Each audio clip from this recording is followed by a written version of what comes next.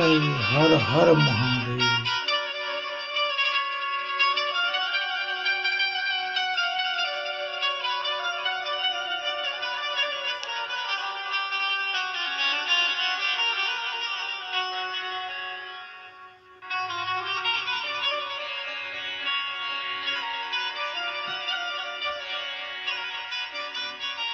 गजाननं भूतगणादिसेवितं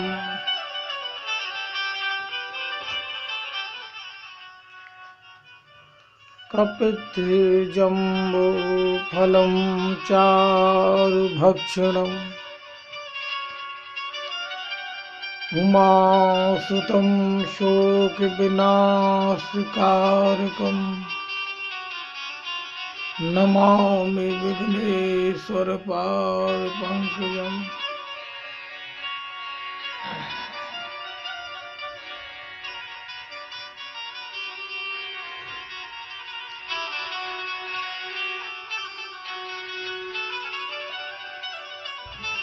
बोलिए श्रीमद् भागवत महापुराण की जय।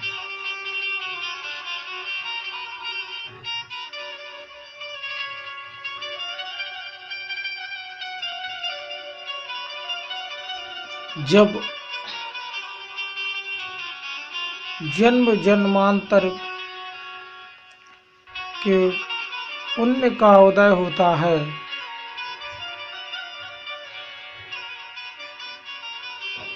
वह भूमि जहाँ उसका हजारों वर्ष का फल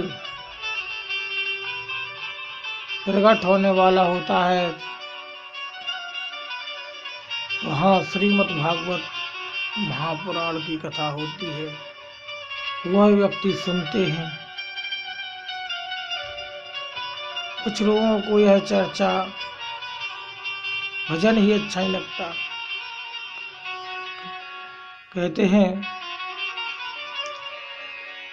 पूर्व जन्म के कर्म से हरि चर्चा न सहाय, जैसे स्वर्ग के वेग से भोजन की रुचि आए।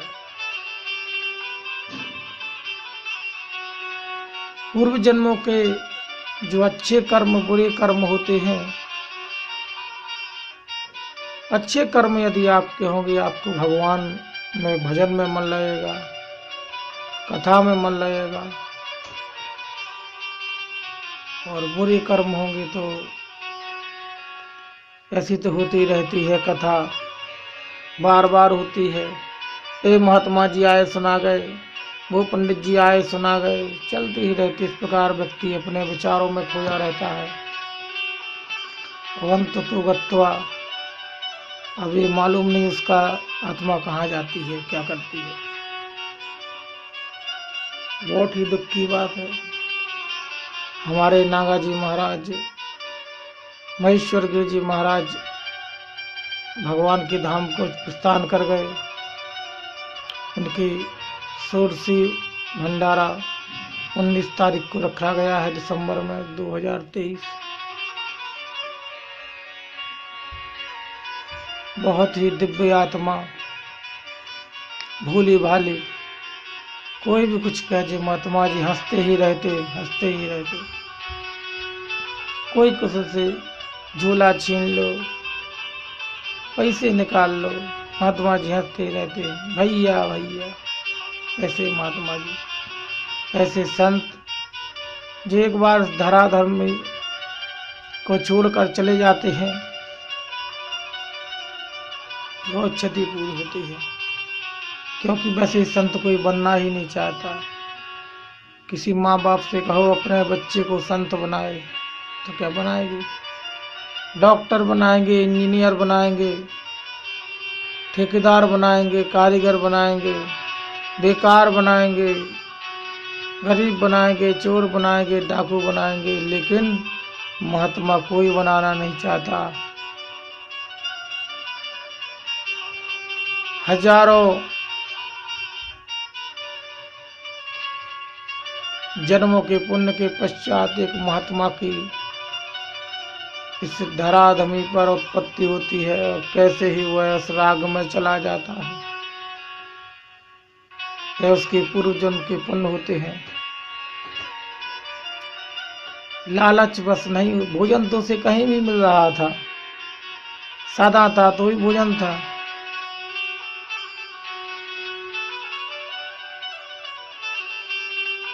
उसकी सारी व्यवस्थाएं थी, कुछ ना कुछ कर ही लेता, लेकिन उसे भगवान की ड्यूटी करनी है। राम जी की नौकरी करेगा, कृष्ण जी की नौकरी करेगा, हनुमान जी की नौकरी करेगा, भगवान शंकर की नौकरी करेगा, उनके पार्षद हैं।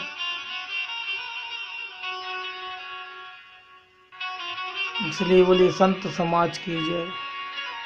साधु रहेंगे तो देश रहेगा। भिक्षा मांगकर अपन कितना व्यक्ति उन्हें जलील करते हैं, फिर भी वह अपना कार्य नहीं छोड़ते। भिक्षावृत्ति करते हैं, धार्मिक अनुष्ठान कराते रहते हैं, राम नाम करते रहते हैं, माला जपते ही रहते हैं। वह अपने कार्य में तत्पर रहते हैं और धर्म को आगे, धर्म की परिभाषा व्यक्तियों को बतलाते रहते हैं। संत वो है, कैसे ही वेश में हो, संत वेश में है तो हमें उसे प्रणाम करना चाहिए। ना जाने वह संत किन परिस्थितियों में गुजर कर भगवान को याद करता है।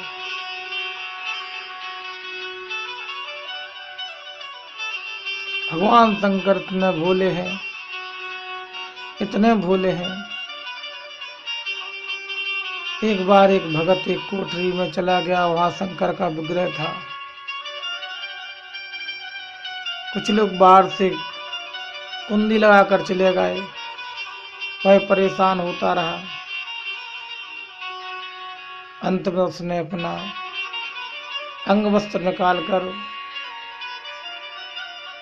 रोशनी की, जिससे भगवान शंकर तत्काल प्रसन्न हो गए। वह दौड़ा गया, है प्रभु। भगवान कहते हैं आज तक कई वर्ष बीत गए, हमारे यहाँ किसी ने दिवाली में दिया भी नहीं जलाया। आज तू मेरा भक्त है, ऐसा आया कि तूने सारा जगमग कर दिया, इसलिए मैं तुझसे प्रसन्न हूँ। ऐसे भोलेनाथ होते हैं। साधु संतों पर हमेशा उनकी कृपा बनी रहती है, कुछ भी हो जाए जाए। बोले भागवत महापुराण की जय। राधा तुम मधुश्यामी, कौन तपस्या की नीति ने लोक तारण करा है तुम्हें अधीन।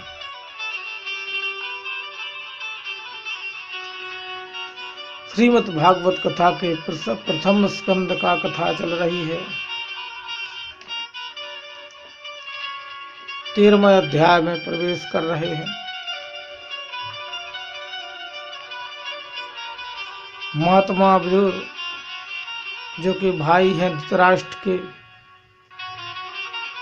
उन्हें समझाने के लिए, उनका मोह भंग करने के लिए जाते हैं। पहुंचते हैं उनके महल में, कहते हैं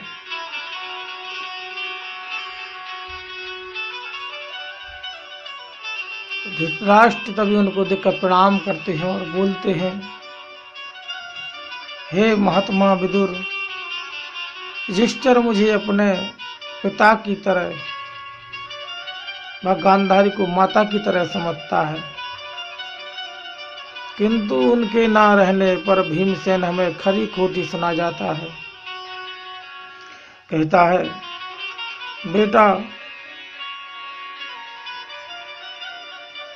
राजगद्दी पर था तुम्हारा दुर्योधन,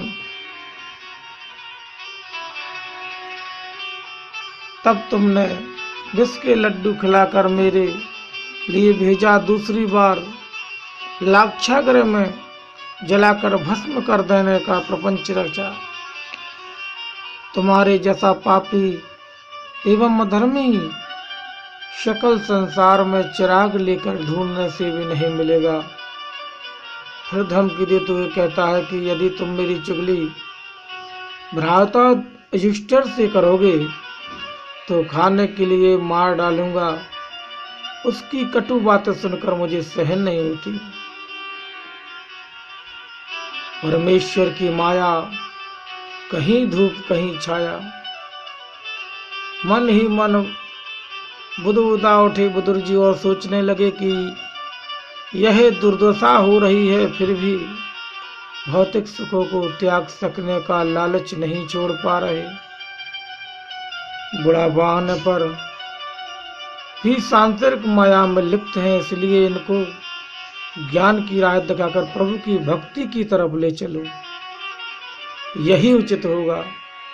और प्रत्यक्ष में बोले, हे भाई, भीम की बातें तुम्हें मन में गांठ बांधकर युधिष्ठिर को दिए हुए घर को त्याग दो।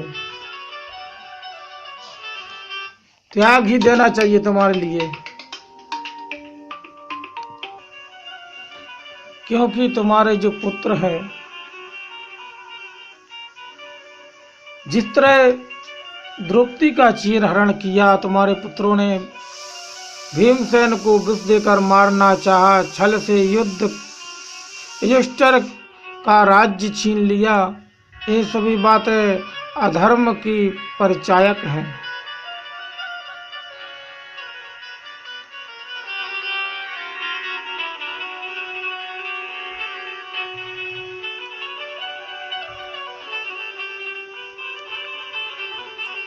और तुम उन्हीं के साथ कौन सा मोह लेकर रह रहे हो, जिसे तुमने कदम कदम पर दुख पहुंचाया। तुम पुत्र विहीन हो गए और वृद्ध भी हो गए। इतना दुख भोगने पर भी तुम्हारी आंख की पट्टी नहीं खुल रही। तुम मृत्यु के निकट पहुंच चुके हो।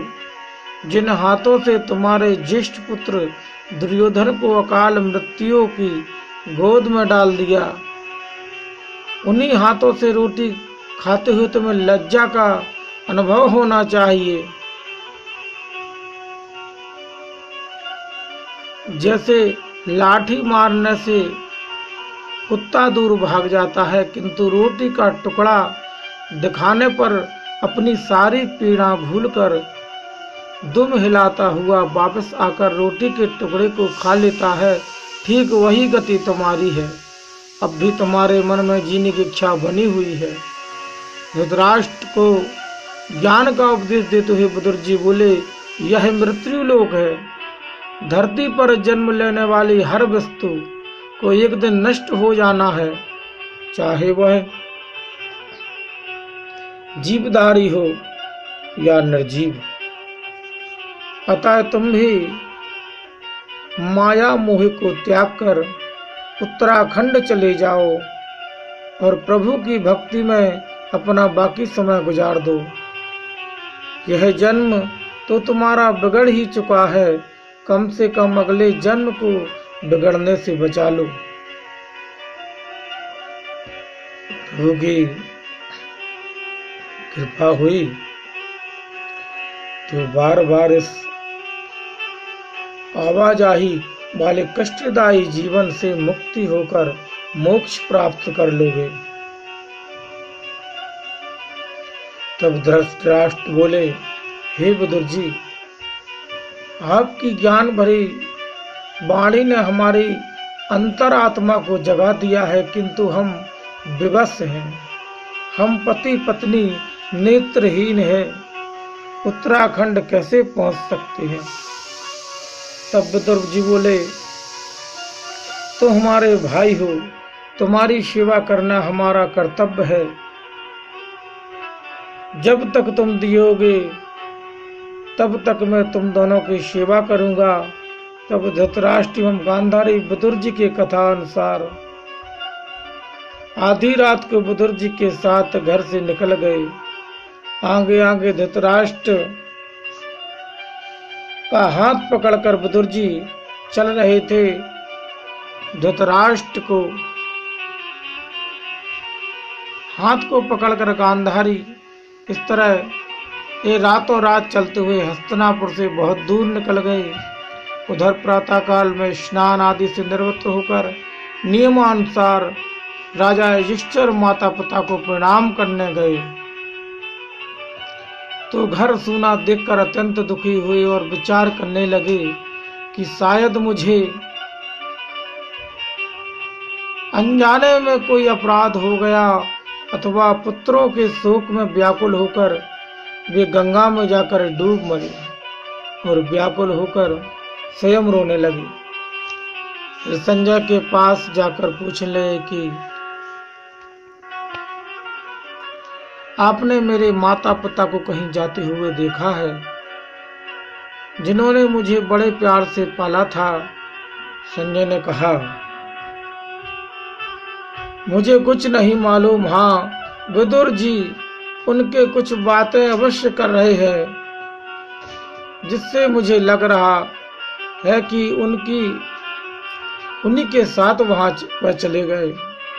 इस तरह नारद जी का आगमन वहां पर हुआ।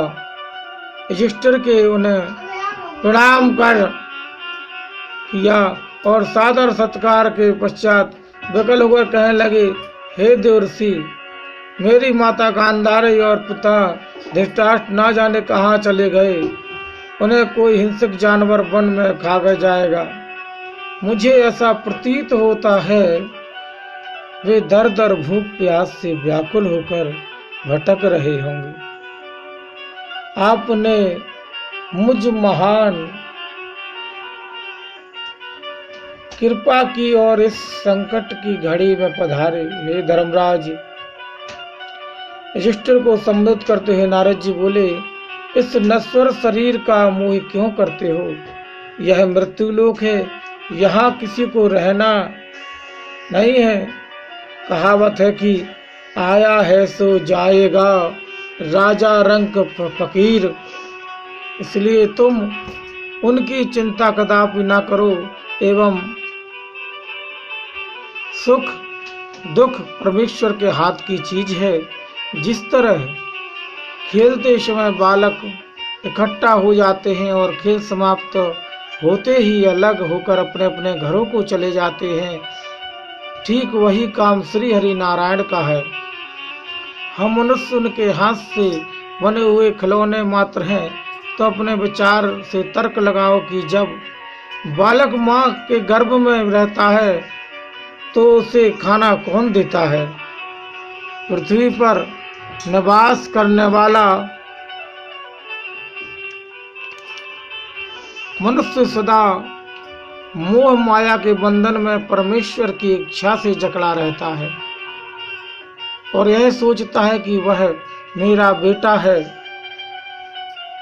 यह भाई है, यह बहन है आदि। परमेश्वर की कृपा होती है तो किसी ज्ञानी ध्यानी महात्मा के सत्संग का अवसर प्राप्त होता है और ज्ञान करके नश्वर शरीर के द्वारा दिए गए पापों से मुक्ति पा लेता है।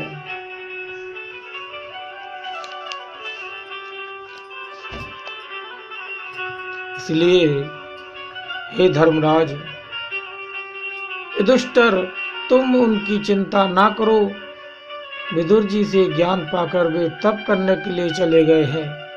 कथा सुनकर ऋषियों ने सूत जी से प्रश्न किया, हे सूत जी, विदुर जी को धर्म अवतार क्यों कहते हैं? ऋषियों के वचन सुनकर गंभीर वाणी में सूत जी बोले, हे ऋषिगण, हम आपको पूर्व काल की कथा सुनाते हैं। यह कथा मांडव ऋषि की है।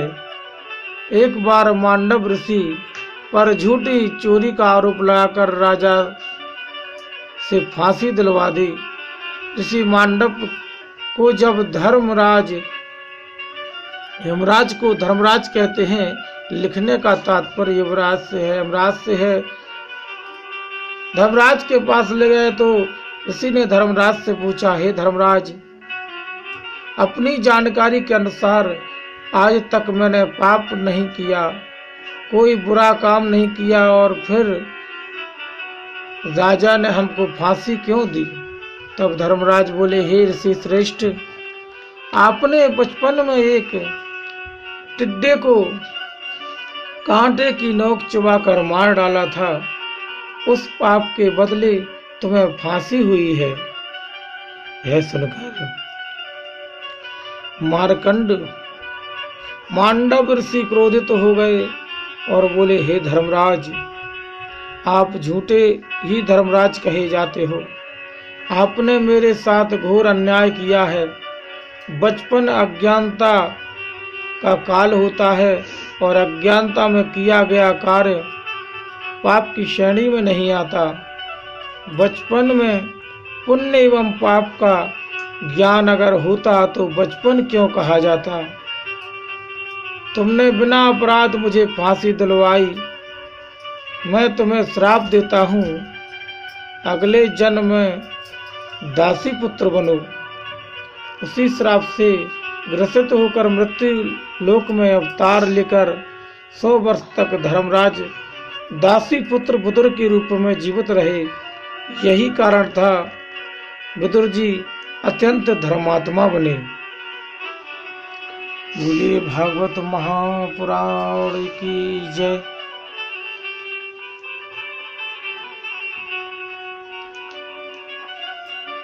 प्रथम स्कंद के 14वें अध्याय की कथा आप श्रवण करेंगे। इसमें अर्जुन का द्वारका से वापस आना एवं युधिष्ठिर द्वारा द्वारकाधीश श्री कृष्ण का कुशल क्षेम पूछा जाना, यह कथा आप सुनते रहेंगे। आप सब लोग कथा श्रवण कीजिए। बहुत रुपया खर्च होता है, पैसा खर्च होता है,